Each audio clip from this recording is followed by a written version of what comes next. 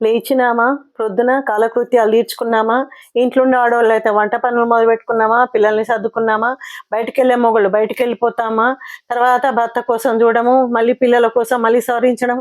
ఇంతేనా అండి జీవితం? అరే 4 అక్షరం ముక్క నేర్చుకున్న అమ్మలు గూడా అమ్మల్లాగా ప్రవర్తించట్లేదు. 4 మంచి మాటలు పిల్లలకి చెప్పట్లేదు. పోయి వచ్చిన భర్త వాడు ఎంతసేపు వాని సంపాదన, సంపాదన, ఇంటి కోసం ఏం చేద్దాం, భార్య పిల్లలకి ఏం పెడదాం, ఇంతే ఇగ వాడి ప్రపంచమే ఇంత. ఏం చేద్దాం? అరే సమాజానికి ఒక మంచి మాట చెప్దామా? భగవంతుడు నడిచిన నేల ఆయన సాక్షాత్తు మనకు దిగొచ్చి ఎన్నో అవతారాలు చెప్పినని ఎన్నోసార్లు మనం మాట్లాడుకుంటాం కదా. చదవడం ఎందుకండి? ఇంట్లో ఉన్న పిల్లలకు కనీసము అక్షర జ్ఞానం లేని స్త్రీలు కూడా ఏమన్నా మంచి మాటలు చెప్పొచ్చు.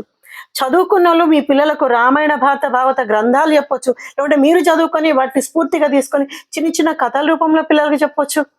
పోయి వచ్చినోడు అందరూ కలిసి వీకెండ్ వస్తే సినిమాలు షికార్లకే తప్ప ఈ జీవితం ఎందుకు పనికిరాదా? సమాజానికి మన విద్య ఉపయోగపడొద్దా? విద్య ఉపయోగపడాలంటే నీ కోసం ఉపయోగపడితేనేనా? కాదు కదా.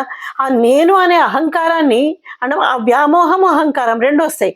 ఆ 2 వదిలేస్తే మనకు ఒక ఆలోచన వస్తుంది. ఈరోజు లేచినా నేను ఒక మంచి ఆలోచనతో నా జీవితం మొదలుపెట్టాలి. నా భార్య పిల్లలకు న్యాయం చేయాలి. భార్య అయితే భర్త పిల్లలు అనుకుందాం. న్యాయం చేయాలి, బయటికెళ్తాను, సమాజానికి ఏమైనా ఉపయోగపడే పని చేస్తాను. ఒక మంచి మాట సమాజ సేవ అంతే తప్ప మంచితనం ముసుగులో ఇది చేస్తున్నామా, అది చేస్తున్నామా, ఎంతసేపు నా తల్లిదండ్రులు గొప్ప, నా వాళ్ళు గొప్ప, నేను గొప్ప అని అనుకునే బదులు ఆ గొప్పతనాన్ని మనం చేతల్లో చూపించుకుంటే అయిపోతుంది కదా. మాటలు మాట్లాడితే ఏమొస్తుందండి? ఆయన చూస్తుంటారు ప్రత్యక్ష సాక్షి. ఇప్పుడు ఎంతసేపు పైకి చెప్పుకోవడం తప్ప లోపల చేసేది ఏమి ఉండదు. ఎంతసేపు వాడి జీవితమేనా, నేను ఇచ్చిన జీవితం ఇందుకేనా అని చెప్పేసి ఆయన బాధపడతాడు.